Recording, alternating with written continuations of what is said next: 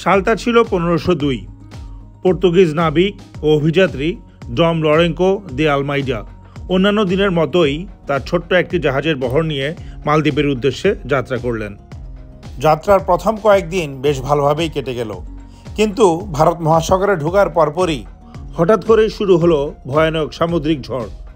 উপায়ন্তর না দেখে তার মালামাল, নাবিক এবং জাহাজের বহর বাঁচানোর জন্য চারিদিকে উনি একটি ডাঙার খোঁজ করতে লাগলেন। কিছুদূর খোঁজ করার পর সৌভাগ্যবশত উনি দেখতে পান একটি বিশাল দ্বীপ, আর সেই দ্বীপটি হচ্ছে আজকের গল, যেখানে আমাদের যাত্রা শুরু হচ্ছে। সবাই উঠে আসছে, 1 2 3 4 মাথা গুনি, এখানে 2, এই তুমি মাথা রাখছো কেন? তো আমি গুনবো কিভাবে? 3 4 5 6 7 8 9, আমাকে 10। গুড। কলম্বো থেকে প্রায় 120 কিলোমিটার দক্ষিণ পূর্বে গল হচ্ছে শ্রীলঙ্কার অন্যতম প্রধান বন্দর শহর। আমরা যেহেতু তুয়ারাতে আছি, আমাদের হোটেল থেকে গলের দূরত্ব হচ্ছে 80 কিলোমিটার। যেতে লাগবে প্রায় 1.5 ঘন্টা, এবং তার আগে আমরা একটা বিচে নামবো, নাম হচ্ছে হিক্কাডুয়া বিচ। আমরা চলে আসছি ইক্কাডুয়া বিচে, যেটাকে অনেকে টার্টল বিচও বলে। অনেক সময় যদি ভাগ্য ভালো থাকে কিছু কচ্ছপ এখানে আসে, সামুদ্রিক কচ্ছপ, ওদেরকে খাওয়ানো যায়।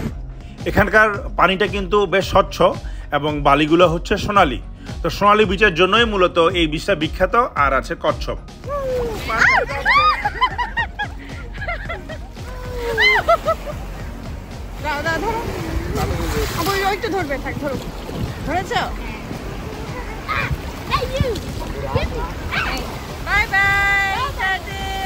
কচ্ছপটা আপেল খাওয়াতে চেষ্টা করলাম, খেলো না। ওরা ওই শ্যাওলা জাতীয় কিছু জিনিস খায়। তো আমরা এখন এখানে আসছি, এখান থেকেও কচ্ছপ দেখা যায়, এখানেও চলে আসে, তবে এত না, একটু গভীর পানিতে যেতে হবে।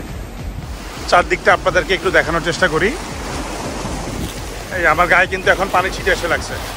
যারা সাহসী তারা কিন্তু দেখেন ওখানে চলে গেছে, ওই পর্যন্ত চলে গেছে, ওইখানে কিছু ছাড়া ছাড়া পাথরের দ্বীপ। হিক্কাডুয়ার স্বচ্ছ পানিতে আপনি স্নর্কেলিং করতে পারবেন, সার্ফিং করতে পারবেন, সবচেয়ে আকর্ষণীয় যেটা সেটা হচ্ছে কি স্কুবা ডাইভিং করতে পারবেন। সাধারণত $35 থেকে $90 পার পার্সন নিয়ে থাকে, আপনার সাঁতারের ধরন, গভীরতা বা আপনি কী কী দেখবেন তার উপরে। আরও প্রায় 45 মিনিট জার্নি করার পরে আমরা শেষ পর্যন্ত পৌঁছে গেলাম গলে, এবং গলে প্রবেশ করেই প্রথমেই আমরা যেটা দেখলাম সেটা হচ্ছে জেসুইট পাদ্রীদের দ্বারা প্রতিষ্ঠিত প্রায় 200 বছরের পুরানো সেন্ট মেরিস ক্যাথেড্রাল। মূলত ব্রিটিশরা যখন এই অঞ্চলটা শাসন করছিল তখনকার দিনেই এই ক্যাথেড্রাল বা চার্চটা তৈরি করা হয়। হঠাৎ করেই চার্চের মেঝের দিকে চোখ আটকে গেল। একটু খেয়াল করতেই বুঝতে পারলাম যে এগুলো অনেক পুরনো কবর, এবং কবরের উপরে ওদের নাম ফলক খোদাই করা আছে। বিষণ্ণ মনে চার্চ থেকে বেরোয় আসলাম। এবার শহরটাকে ঘুরে দেখার পালা। আপনারা জেনে থাকবেন 1500 সাল থেকে এই পর্যন্ত এখানে বেশ কয়েকটি গোষ্ঠী কিন্তু শাসন করে গিয়েছে, যাদের মধ্যে পর্তুগিজ, ডাচ এবং ব্রিটিশরা অন্যতম। 1602 সালে ডাচ নেভাল অফিসার ও অভিযাত্রী জোরিস ভ্যান স্পিলবার্গেন তার 3টি নৌবহর নিয়ে শ্রীলঙ্কার পূর্ব উপকূলে এসে পৌঁছান। তিনি এসে দেখেন যে এই অঞ্চলটি 7টি যুদ্ধরত রাজ্যে বিভক্ত, কিন্তু বিশাল এই দ্বীপটি অনুপ্রবেশকারীদের প্রতিহত করতে সম্পূর্ণরূপে অক্ষম ছিল। তখন তিনি এখানে একটি দুর্গ তৈরি করার পরিকল্পনা করেন, এবং পরবর্তী 12 বছরে তার বাহিনী কোট্টে রাজ্যের সাথে প্রথমে বাণিজ্যিক সম্পর্ক স্থাপন করে। ক্রমান্বয়ে 1620 সালে পর্তুগিজরা গল দুর্গ তৈরি করা শুরু করে। তবে 1640 সালে পর্তুগিজরা ডাচ ইস্ট ইন্ডিয়া কোম্পানির কাছে আত্মসমর্পণ করতে বাধ্য হয়। পর্তুগিজ সেনারা প্রথমে এখানে 3টি কামান প্রতিস্থাপন করে। পরবর্তীতে ডাচরা আরও 13টি কামান যুক্ত করে মোট 16টি কামান এই দুর্গেতে সংযুক্ত করে। তবে এখন মাত্র তার 2টি অবশিষ্ট আছে। গ্রানাইট পাথর দ্বারা শক্তিশালী দুর্ভেদ্য দেয়ালের ভিতরে ডাচরা নিজেদেরকে বেশ সুরক্ষিত ভাবছিল, কিন্তু 150 বছরের বেশি তাদের রাজত্ব এই অঞ্চলে স্থায়ী হয়নি।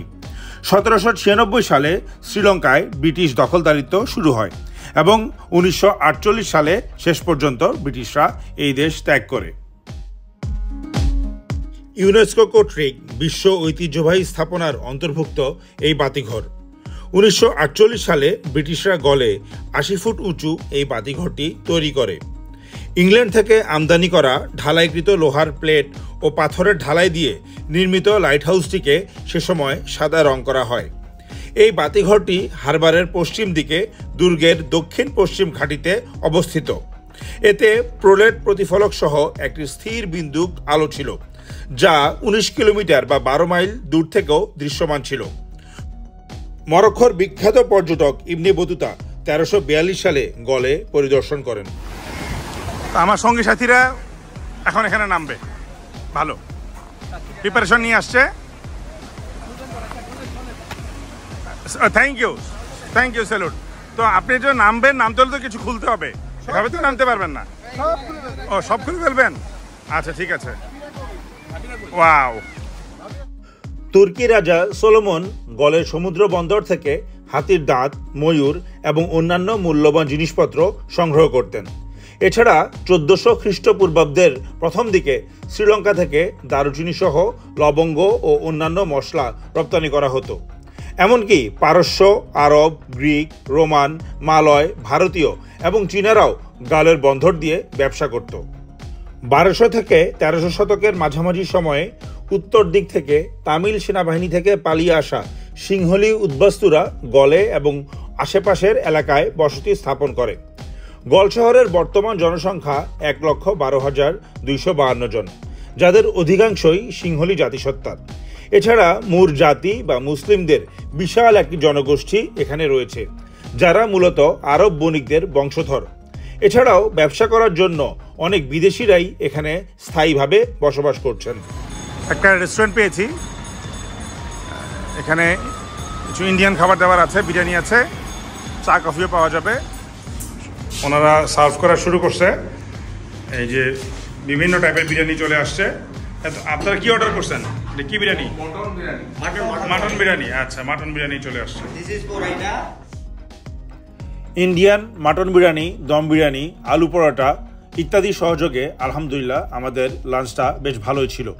তবে আমাদের এই 10 জনের লাঞ্চের বিল ছিল প্রায় 40,000 শ্রীলঙ্কান রুপি। বিল বেশি আসলেও বেশ তৃপ্তি সহকারেই আমরা দুপুরের লাঞ্চটা সেরে নিলাম।